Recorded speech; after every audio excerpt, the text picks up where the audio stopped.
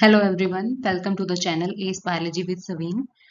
So we are continuing with our series in which we started the structural organization in animals और इसमें हम discuss कर रहे थे the chapter the topic animal tissue जिसमें हमने एपिथेलियल टिश्यू है वो कवर कर लिया था राइट। अब एपिथेलियल टिश्यू के पीछे एनसीईआरटी ने एक छोटा सा टॉपिक दिया that is cell junctions.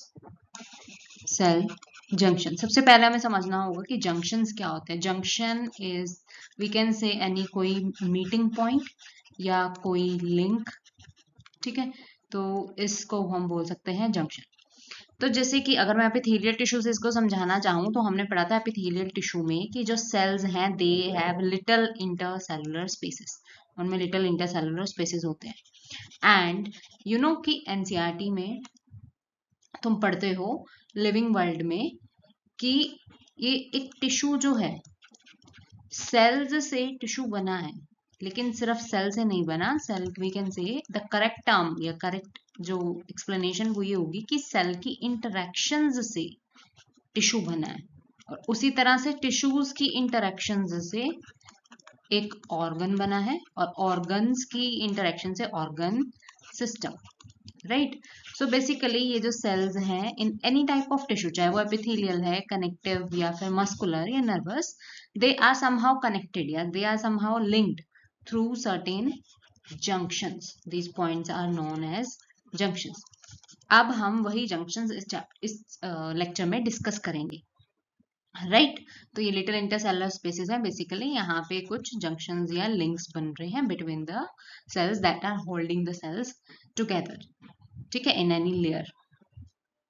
So very first type of junction, NCERT ने 3 टाइप के जंक्शंस जो है उनका जिक्र किया है। Very first type is tight junctions. Tight junctions का मतलब क्या होता है कि जैसे ये एक सेल है, ये एक सेल है, इन दो सेल्स के बीच में इस इंटरसेलुलर स्पेस से, ये है इंटरसेलुलर स्पेस, इस इंटरसेलुलर स्पेस से कोई भी चीज जो है, कोई भी मॉलिक्यूल या कोई भी सब्सटेंस जो है पास नहीं हो सकती, राइट। यानी कि इस एक तरफ से दूसरी तरफ अगर कुछ सेल या कुछ भी मूव करना है, दैट सेल विल डिसाइड या थ्रू आयन चैनल्स या पंप्स के through that will be transferred to the other side, right. तो ये इंटरसेलुलर जो स्पेस है, यहाँ पे कुछ जंक्शंस रहते हैं that are known as tight junctions. They do not allow any substance या टू यानी movement through this intercellular space, right. I hope it is clear. लेकिन एनसीईआरटी इसको थोड़ा अलग तरीके से लिखती है, वो बता रही है कि tight junctions prevent leakage across the tissue. जैसे कि लगा लो हमारी गट में जो एपिथेलियम होगी उनके सेल्स के बीच में या हमारी स्किन में, इनमें क्या होंगे, टाइट जंक्शंस होंगे, ठीक है, to prevent leakage across that particular tissue, right. तो I hope it is clear. तो ये काम है, ये लीकेज प्रिवेंट करना किसका काम है, टाइट जंक्शंस का, और इस पे यही क्वेश्चन बनता है आज तक, राइट। अब टाइट जंक्शंस के और भी नाम है, जैसे कि ये बना है कुछ प्रोटीन्स से, that is known as occludin protein, right. It is one of the protein that forms the tight junction.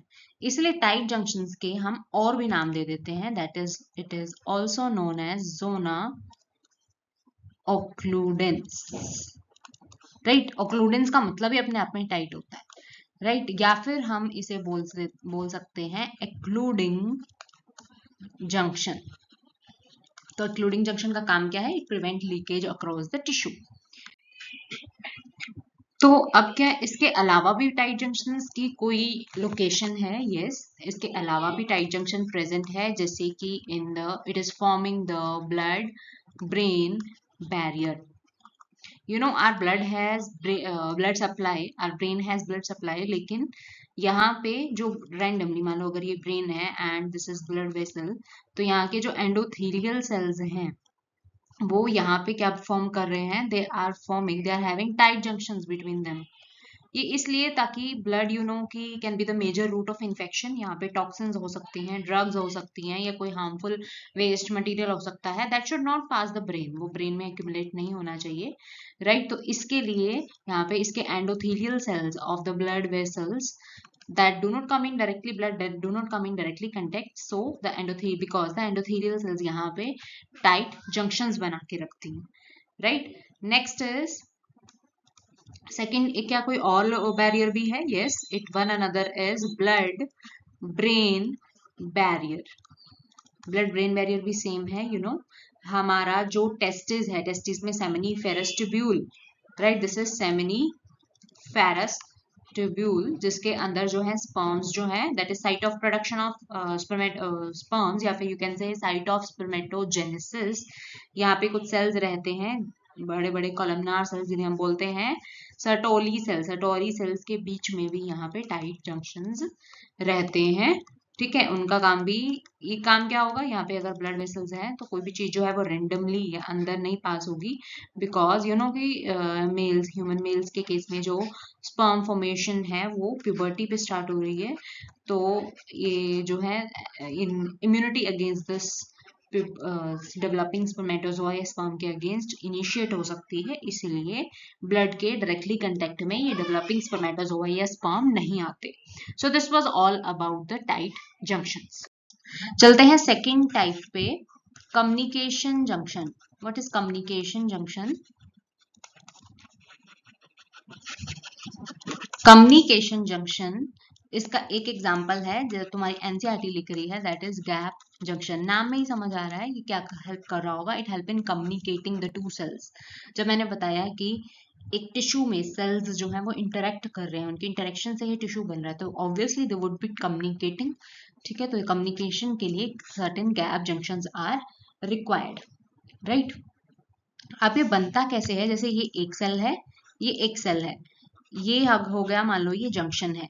It is formed of 6 connection roads, यहाँ पे 6 रोड्स होंगी, 6 roads of connection protein, right. 6 roads हैं, और ये ऊपर से अगर देखें तो ये यहाँ से इधर और इधर से, जब ये ओपन है तो ये होलो है यहाँ पे, तो ये रोड्स जो है that aloe the transfer of ions, small molecules and sometimes big molecules. ये एनसीईआरटी की लाइन बोल रही हूँ मैं, ठीक है। आयंस पास हो सकते हैं बोथ वे, ठीक है, स्मॉल मॉलिक्यूल्स, एंड एनसीईआरटी लिख रही है sometimes bigger molecules it allow to pass between cytoplasm of the two adjacent cells, right। तो ये basically it is helping in communication, so this junction is known as gap junction, जिसको connection भी बोल देते हैं, या connect, it is formed of connection proteins, right। तो अब ये कहाँ है, एपिथेलियल टिश्यू में तो है ही, इसके अलावा मस्कुलर टिश्यू, मस्कुलर टिश्यू हम आगे पढ़ेंगे। मस्कुलर टिश्यू में हमारा जो हार्ट की मसल्स हैं, that is cardiac muscles. Cardiac muscles में गैप जंक्शंस होते हैं इन द फॉर्म ऑफ, ये हम आगे पढ़ेंगे, इंटरकैलेटेड डिस्क की फॉर्म में, यानी कि अगर ये इस तरह से कार्डिक मसल है तो यहाँ पे कुछ डिस्क शेप स्ट्रक्चर्स हैं जहाँ पे जंक्शंस हैं, और इन जंक्शंस में ये कौन से जंक्शंस की बेसिकली मेजरली बात हो रही है, गैप जंक्शंस, ठीक है। So it allow the muscles to contract, muscle fibres to contract as a unit, ठीक है। यानी कि अगर एक मसल फाइबर के पास सिग्नल आया कंट्रैक्शन के लिए, वो इन जंक्शंस के थ्रू नेक्स्ट को भी पास हो जाएगा, फिर नेक्स्ट से नेक्स्ट को पास हो जाएगा, जो यानी कि जितने तक भी मसल फाइबर्स एक दूसरे से कनेक्टेड हैं वाया गैप जंक्शंस, ठीक है। सो बेसिकली वो सारी मसल फाइबर जिन तक सिग्नल पहुंचेगा इन गैप जंक्शंस के थ्रू कंट्रैक्शन के लिए, वो एक साथ कंट्रैक्ट करेंगी as a unit, right. So this are cardiac muscle जिनमें इंटरकलेटेड डिस्क में गैप जंक्शन होता है। इसके अलावा क्या कोई और एग्जाम्पल है? Yes, there is another example, that is in case of smooth muscles. सभी स्मूथ मसल्स में गैप जंक्शन नहीं होते, but there are a type of muscles, again वही सिंगल यूनिट जो जुड़ी है आपस में थ्रू द, अगर ये एक स्मूथ मसल है, so they are connected via this junctions. यहाँ पे क्या है? जंक्शंस है, communication junction. So these are single unit smooth muscles, right? I hope it is clear. So this is second type of junction, communication junction. फिर चलते हैं next type of junction पे, anchoring junction. Anchoring कह लो या adhering कह लो, इनका ये common सी term है, एंकरेज या अधेरेंस, यानी कि जिसका सिंपल सिंपल मतलब है सीमेंट, या जो सीमेंट की तरह काम कर रहा है, सीमेंट की तरह दो सेल्स को या आपस में जोड़ रहा होगा, जैसे कि एपिथेलियल टिश्यू में तो है ही जंक्शंस, राइट, ये वाले जंक्शंस। इसके अलावा अब एंकरिंग जंक्शन में भी हम कई सारे टाइप्स पढ़ सकते हैं, जिसमें से सबसे कॉमन या जिसपे क्वेश्चन आएगा दैट इज डेस्मोसोम। यहाँ पे डेस्मोसोम बनता कैसे है? जैसे ये एक सेल, ये दूसरा सेल, जहां पे भी ये जंक्शन बनना है वहां पे एक प्रोटीन की डिपोजिशन होगी जिसे हम बोल देते हैं प्लाक। लेट्स से यहाँ पे इस स्पॉट पे बनना है, इसको बोल देते हैं हम प्लाक, राइट। यहाँ पे ये जंक्शन बनना है, इसकी ट्रांस मेम्ब्रेन प्रोटीन, यानी कि दोनों सेल्स की ट्रांस मेम्ब्रेन से यहाँ से कुछ fibres proteins, trans membrane proteins निकल रहे होंगे, राइट, दोनों तरफ से निकल रहे हैं, and they joined in this intercellular space में ये ज्वाइन कर लेंगे, right. So these are some trans membrane proteins,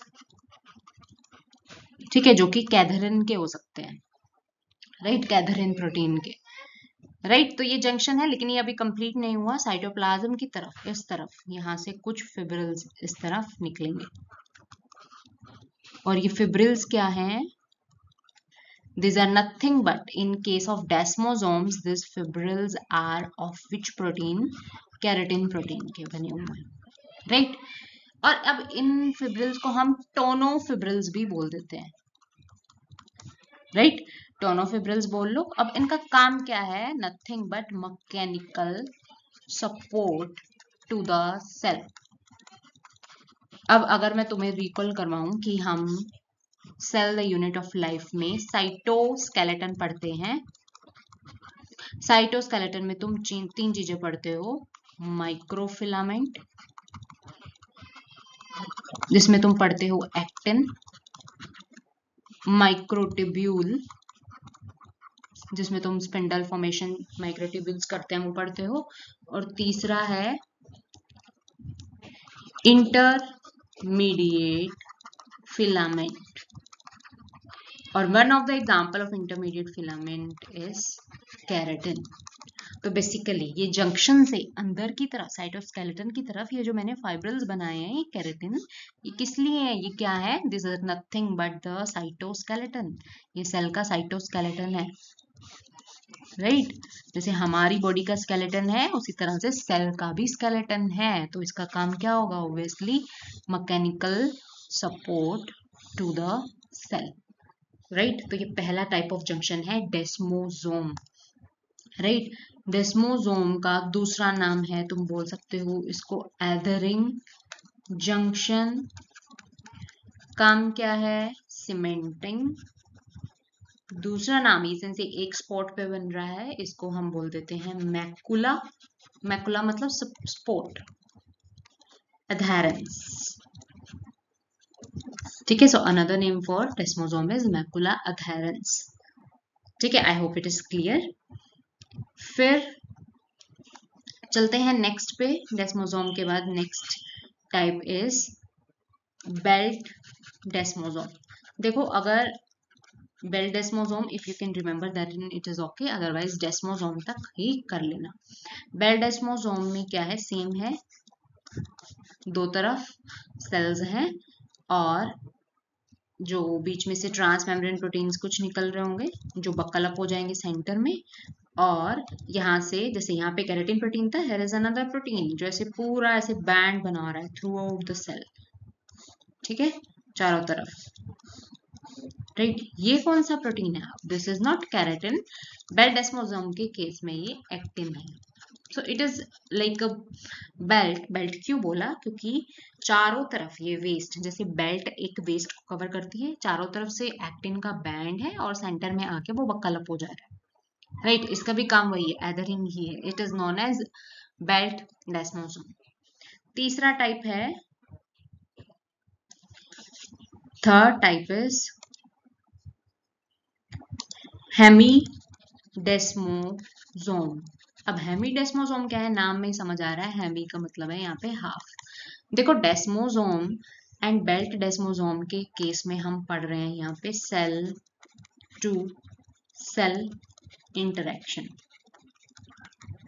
लेकिन जब यही सेल अपने नीचे बेसमेंट मेम्ब्रेन है, बेसमेंट मेम्ब्रेन से भी जुड़ा होगा, तो उस केस में नीचे सेल टू मैट्रिक्स इंटरेक्शन के केस में यहाँ पे दिस इज मैट्रिक्स या बेसमेंट मेम्ब्रेन कह लो, और ये सेल टू मैट्रिक्स इंटरेक्शन के केस में यहाँ पे हाफ डेस्मोसोम हो जाएगा, राइट। वो उसका हाफ लग रहा है इसलिए बोल दिया है hemidesmosome. So these are the three types of anchoring junction. उनका फंक्शन है सीमेंटिंग, एंड ये फंक्शन जो है वो पूछा जाएगा, right. I hope it is clear. अब नेक्स्ट इक्वेशन डिस्कस कर लेते हैं। इक्वेशन आता है कि if you want to observe all three type of tissues, जो sorry all three types of junction जो हमने अभी डिस्कस किए, that is tight junction, gap junction and the डेस्मोसोम या फिर एंकरिंग जंक्शन, तो विच टिश्यू इज बेस्ट? क्या एपिथेलियल होगा, मस्कुलर या नर्वस या connective? Fourth is connective. So answer would be epithelial tissue. Epithelial tissue is best to study all the three type of tissue. 3 क्यों बोल रहे हैं? बिकॉज मेजर कैटेगरी 3 है और एनसीईआरटी ने 3 ही डिस्कस की हैं, राइट। अदरवाइज मस्कुलर में भी हैं जंक्शंस, नर्वस में भी तुम पढ़ोगे दो न्यूरॉन्स के, अगर एक ये न्यूरॉन की एंडिंग है, एक्सॉन बल्ब है, तो यहाँ से दूसरे न्यूरॉन की स्टार्टिंग है, लेट्स से डेंड्राइट है, तो यहाँ पे ये जो जंक्शन बनता है इसे क्या बोलते हो तुम? सैनैप्स, ठीक है। या फिर हम बाद में पढ़ेंगे कि यहाँ पे गैप जंक्शंस भी हो सकते हैं, ठीक है। तो ये थे 3 type of junctions. I hope it is clear. So stay tuned for more such lectures. Thank you.